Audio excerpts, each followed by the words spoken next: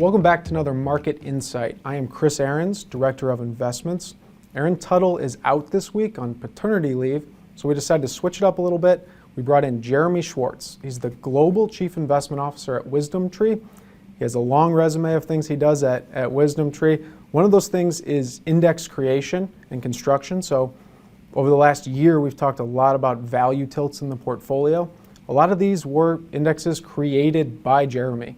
So I thought we'd go straight to the source, talk about, well, what can we really be looking at in 2023, get some forecasts for where the market and economy are headed. Jeremy, thanks a lot for doing this. Well, it's excited to be here with you, Chris. Glad that Erin's out on paternity leave. That's a lot of fun, and glad I could be a good fill-in here. Perfect. Well, I think it's pretty easy if we start with monetary policy. It's really been what everyone's been talking about the last 3 years. I hope eventually we can move past it so it's not all we're talking about. But the Fed has raised rates aggressively the last year from 0% to 4.5%. Where do you think this is headed? Well, and we're recording here on an inflation day, so a lot of inflation news in the system. And I think the good news for you is that we're getting close to the end here. I actually tweeted out this morning, hey, February should be their last hike. Now, whether or not it will be their last hike, we think it should be their last hike. We actually don't even think they need to hike in February. I mean, we've done some alternative calculations of inflation that looks at different measures of housing. I mean, in today's report, one of the things that made the core number higher, you had the headline, essentially you have these declining prices, but what's pushing up the core, you have rental, owner's equivalent rent and shelter, which is coming in hot. But who in the housing market thinks home prices are increasing? Who's seeing rental prices increasing right now? That is not the real world. That is past data, and it's going to bleed into the core CPI for some time. We said it was going to continue to come in hot because of backwards looking data. The way they put these numbers into the core CPI is just crazy. And the Fed needs to start saying, hey, what's happening in the real world? And we think increasingly they will. I mean, I think what you see happening, even in just the bond market as a reflection of what's happening in inflation, the market doesn't believe the Fed. We don't believe the Fed. Hopefully you'll get to move beyond the Fed, Chris, but we do think they're being overly restrictive, overly hawkish. Inflation is trending down. But even if you don't buy my narrative that they're going to stop very quickly, like in February, they're not doing much more. I mean, it's not going to take a lot of time for the actual data to continue to trend negatively. They're going to see continual prints that are very mild, besides for housing. And in terms of the big picture there. And so we think the Fed will be pausing and potentially even cutting by the end of the year. So you won't be completely gone with the story of Fed-driven things. So, because I think it's going to quickly, they're saying they're going to stay high and long. We think they're not. We still have an outlier view on what the Fed's going to do. Yeah, we probably agree a lot with that. We don't think we're going to see significant cuts, but 1% cut or so, get rates around 3.5% by the end of the year. It's a little bit more than what the Fed futures are predicting, but when you're still at 3.5 and still rolling off bonds, you're going to have pretty restrictive policy too with quantitative tightening. So that really gets to the next question of quantitative easing, right? So they bought $5 trillion of bonds over the last couple of years. How do you think the balance sheet's going to play out with rolling off these bonds? Well, it's a great question, and you would think that the rolling off these bonds might put some pressure on the long end of the curve, but what's happened is you have the exact reverse. You have this strong inversion of the curve where the long end doesn't believe, rates even more than the short end.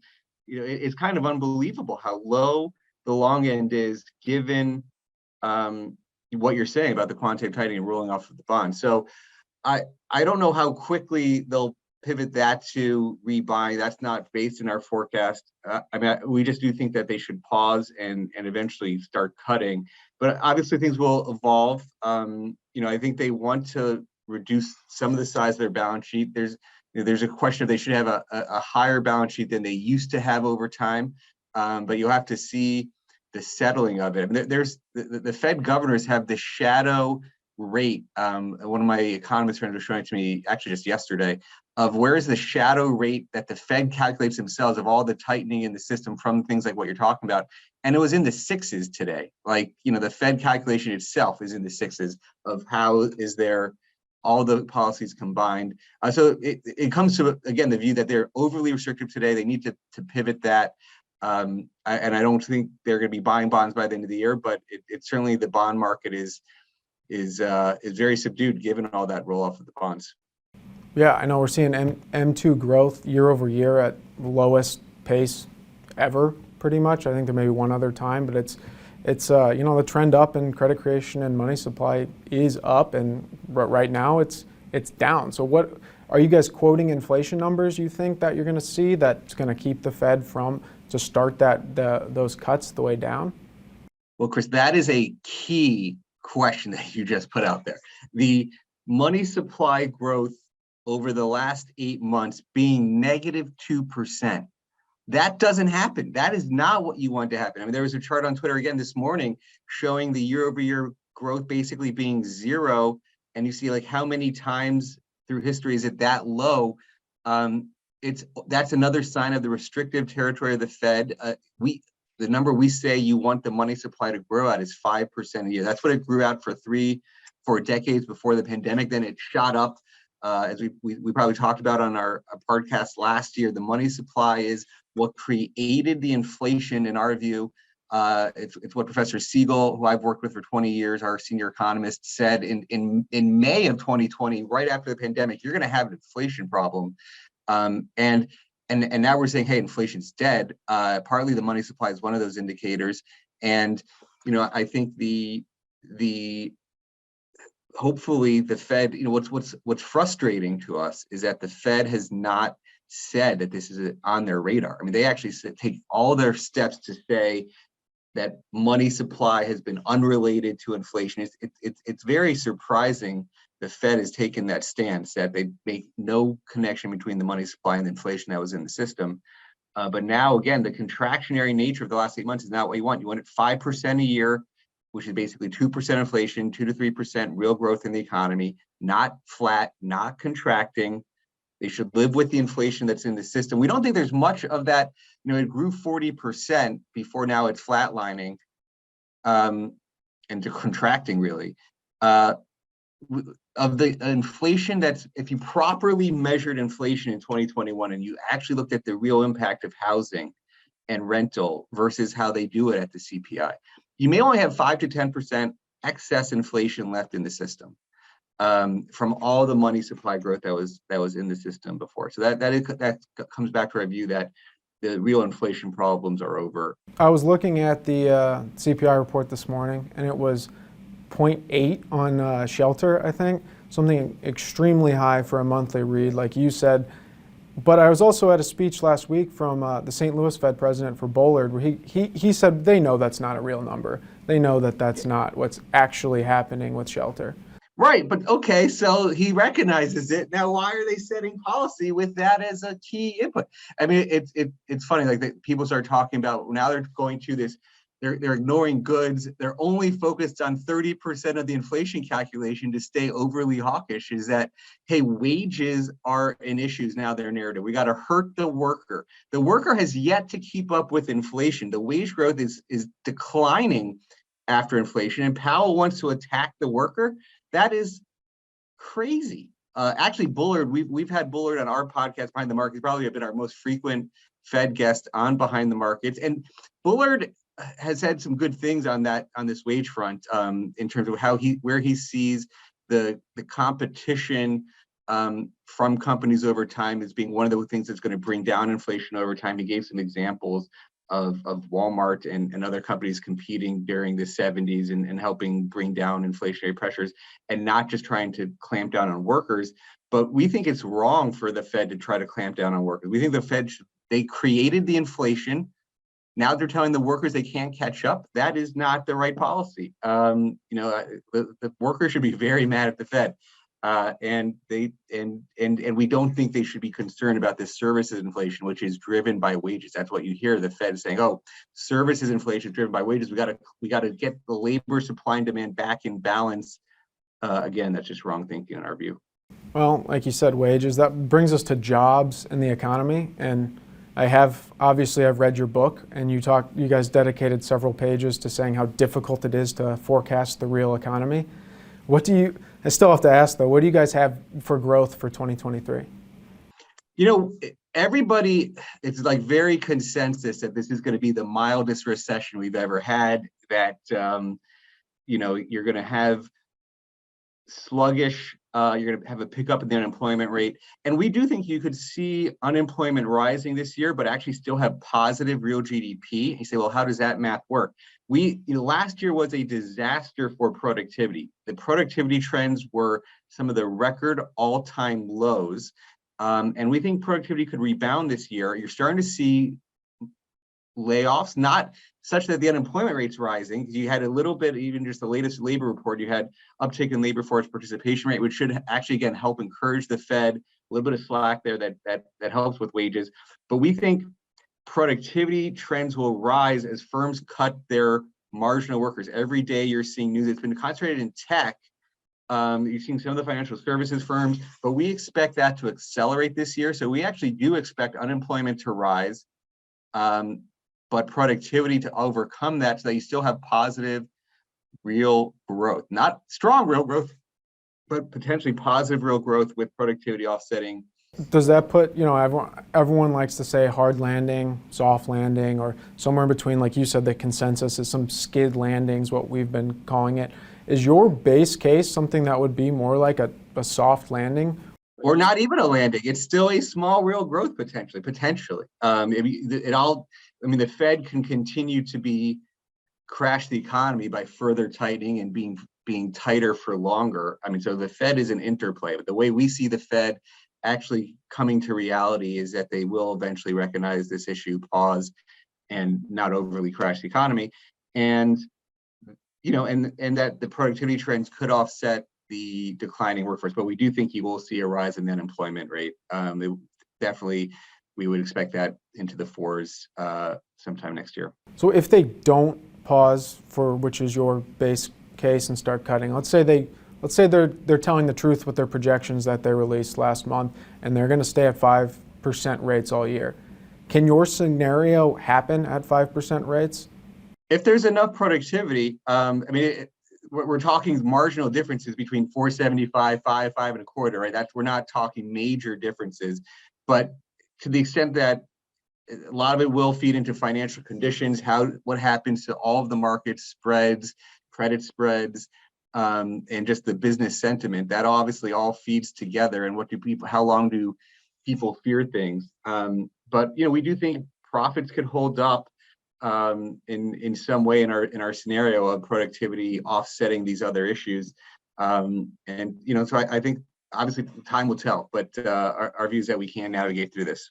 Interesting. Yeah, it's rare to find someone that's I don't know if you categorize yourself as bullish, but compared to everybody else, that's certainly a bullish view. And like I said, we're pretty consensus right now, and I'm sure the problems when you get too consensus, you're probably missing something on both sides.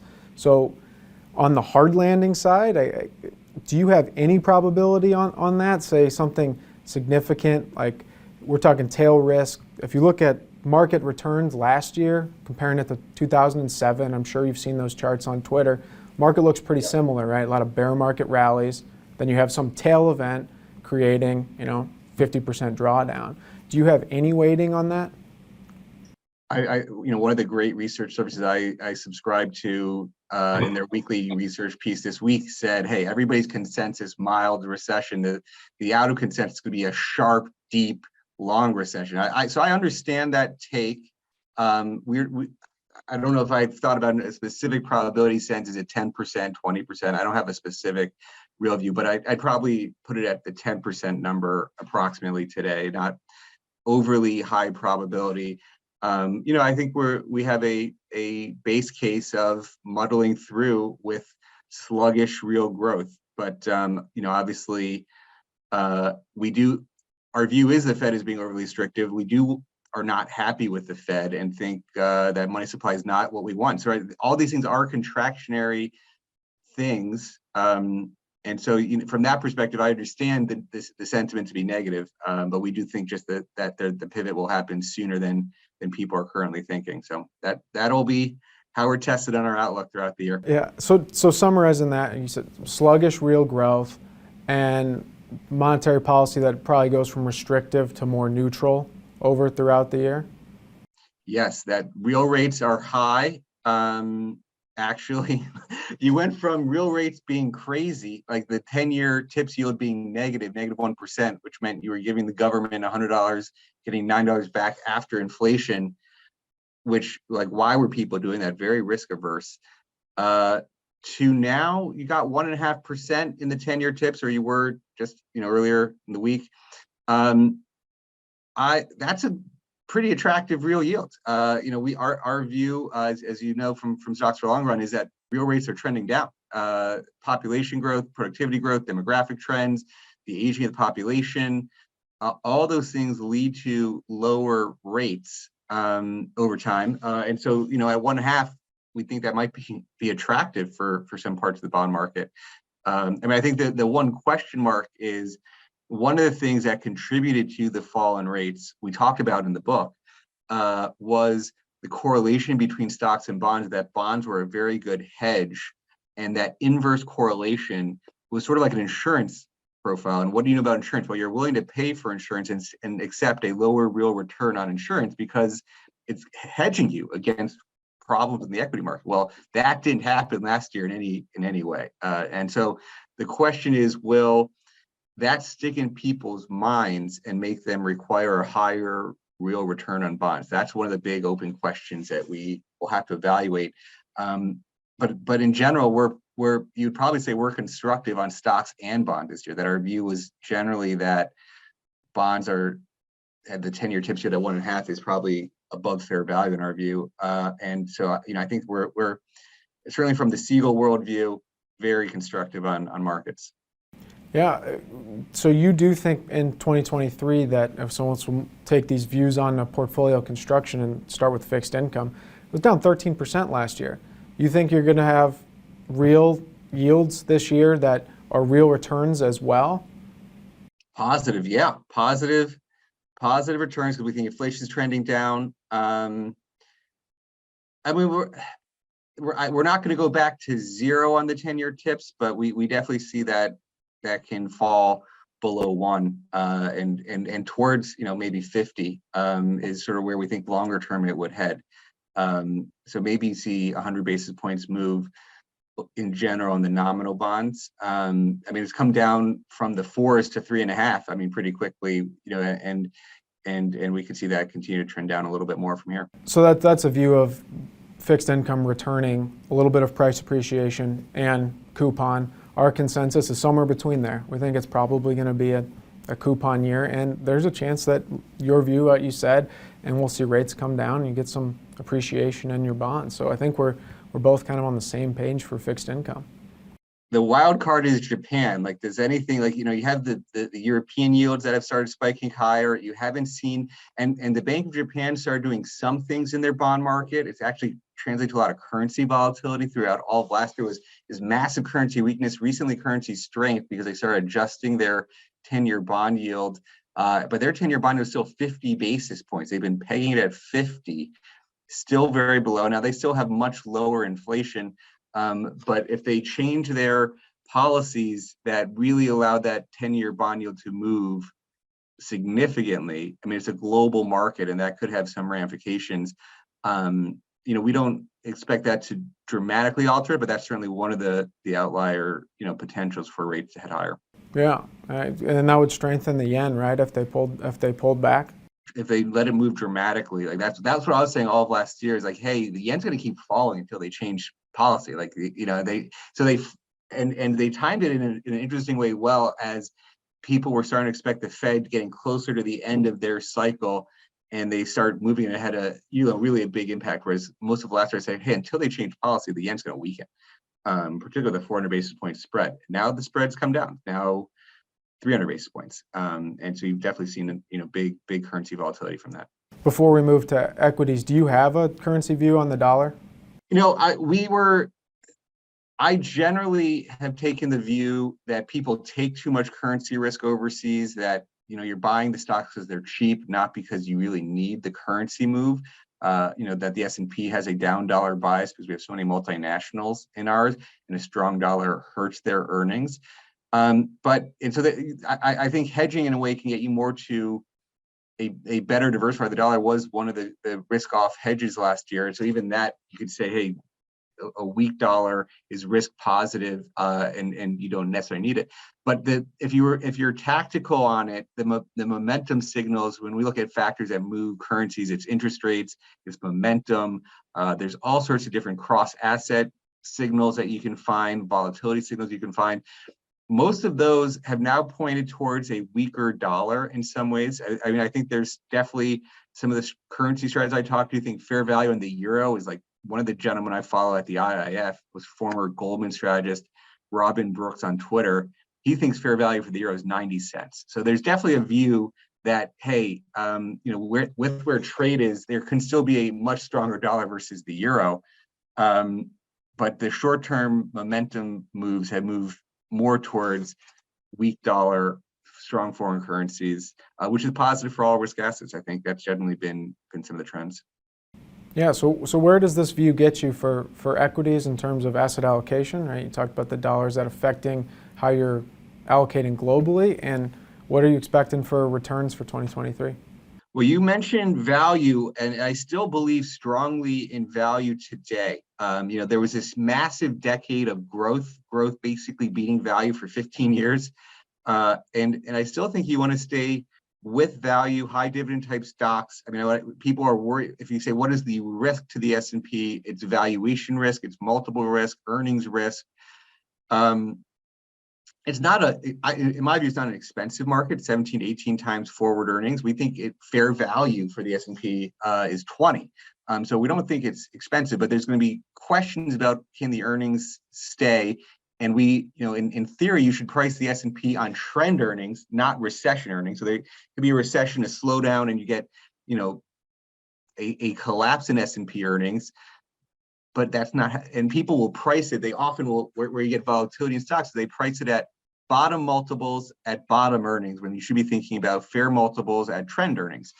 So I caution you, as people get pessimistic on earnings, to keep that in mind.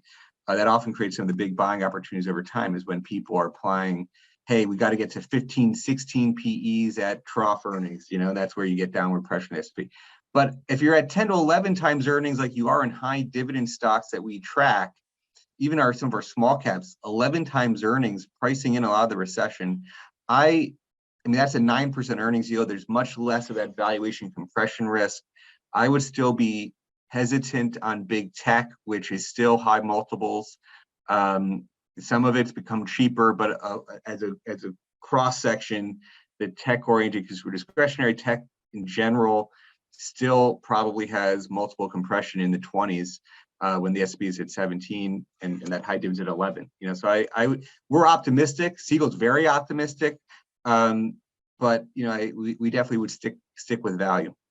Yeah, so your view is really a multi-year move in value. I think we pretty much agree with that too. We always like when the view is multiple years. You can allocate in taxable accounts, not have to worry about it just being, a tactical change. When you look at international markets, I know you've been bullish in the past. I don't know your current view. If you're also saying there's going to be multi-year outperformance to get back some of the underperformance the last decade. What's your view on international markets? So if you take our U.S. high dividend proxy that I was just talking about, 11 times earnings, the international version of it, just take the developed world, it's at 8 times earnings. So you got a 12 PE, 8 times earnings is 12% earnings yield. You got zero real rates, basically. Like that equity premium is super high for international. And so if the value rotation as we see it is real, we do think it's real, that one of the reasons why the US outperformed international was because of big tech dominating. Europe doesn't have a lot of big tech. And so part of the value rotation will manifest, I think, in international doing well. If you just look at the last 90 days, you go back to Q4 and even the start of this year, these international baskets strongly outperformed the U.S. over the last quarter. Now, most people don't like international. They tend to be home country biased. Most people will say 70-30 U.S. foreign. They say, oh, I get S&P has my foreign exposure, multinational. I mean, that's something I hear all the time.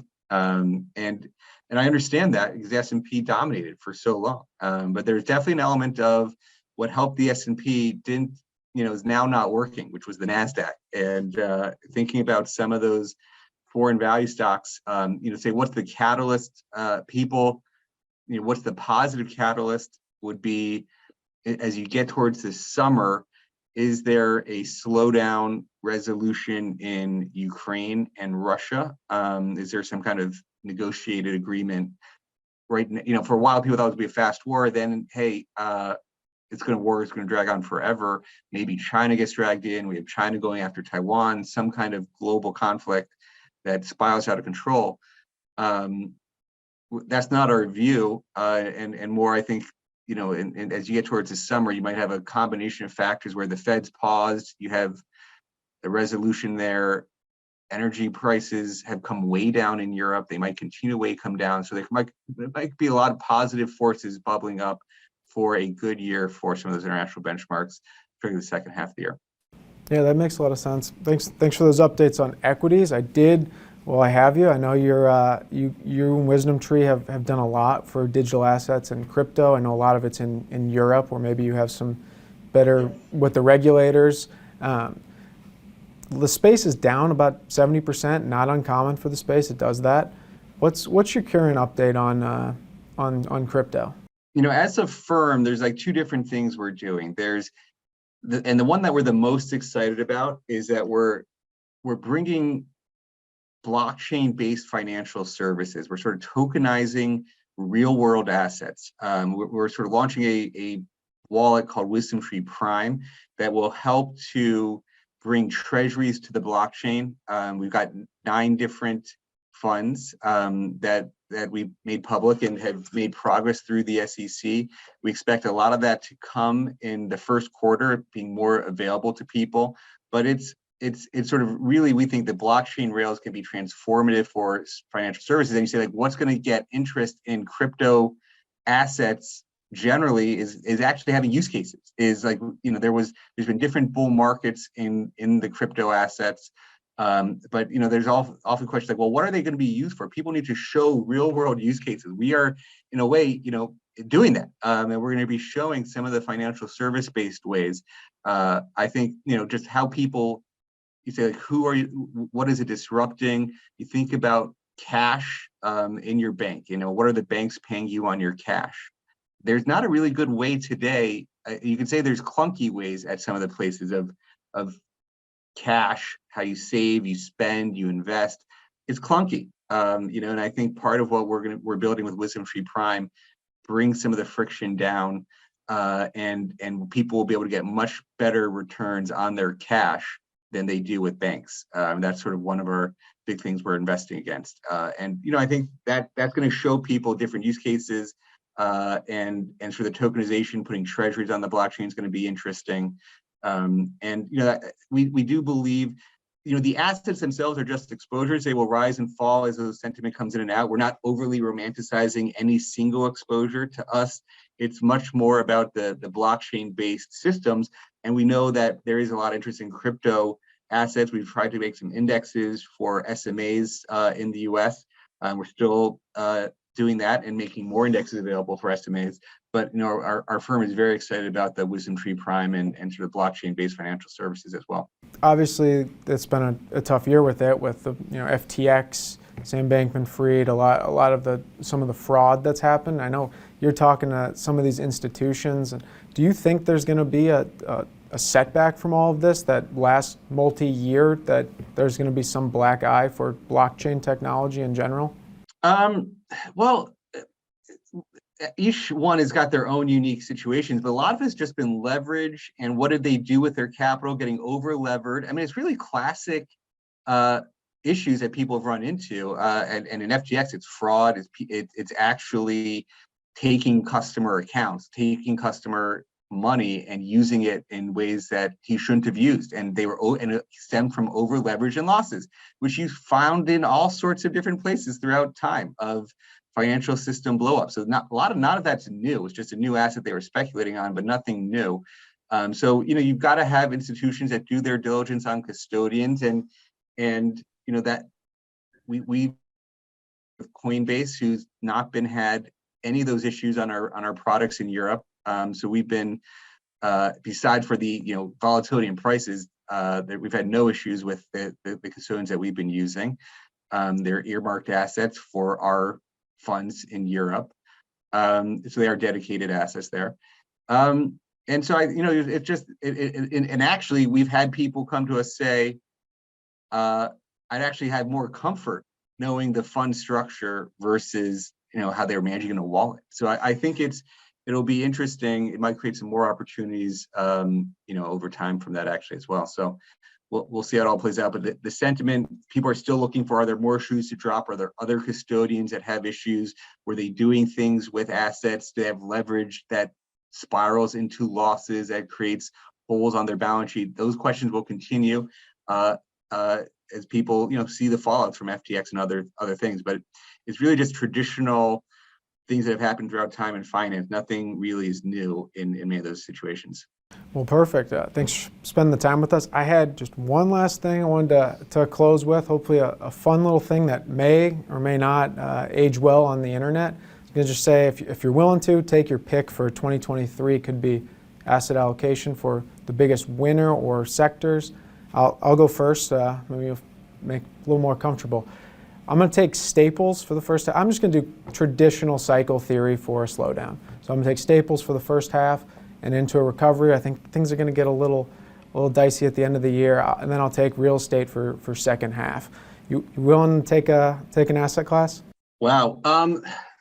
Well, I think the outlier view would be going with international again. So if we stick with our I still like. I was transparent that I like high dividends over the NASDAQ, let's say, as the 2023 theme. And a lot of people think it was just a one-year trade to value. I still like high dividends as the factor for 2023. I'd probably take international high dividends over US high dividends. If you push me to that, the 8 PE, 12% earnings yield, the resolutions that I see coming, I would probably pick that.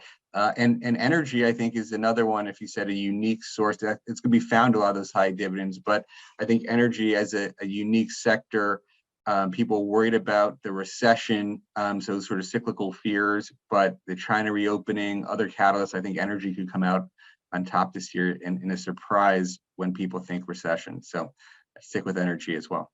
Well, great. Let's run this one back in December at the end of the year and see how our forecast came through. Always hold ourselves accountable. It'd be great to see how we did. Well, thanks for joining us. Go ahead and click that like button and share this video with someone you might think that it's useful. If you preferred it without Aaron, click that like button for sure. We'll see you next time.